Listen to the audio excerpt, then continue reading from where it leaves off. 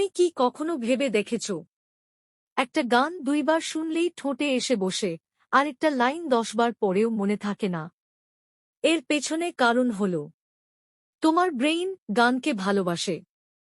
গানের ভেতর থাকে রিদম, থাকে মেলোডি আর থাকে ইমোশন।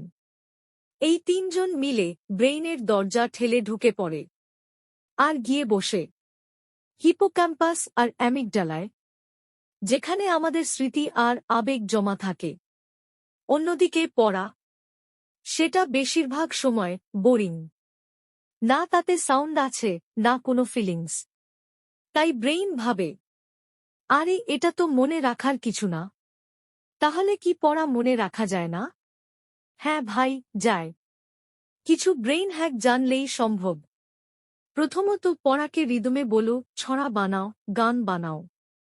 দ্বিতীয়ত, কালারফুল নোটস বানাও, কারণ ব্রেইন ভিজুয়াল ইনফো পছন্দ করে। তৃতীয়ত, স্মার্ট ব্রেক নাও। 25 মিনিট পড়ো, 5 মিনিট ব্রেক। আর সবচেয়ে গুরুত্বপূর্ণ, পড়ার সঙ্গে ইমোশন জুড়ে দাও।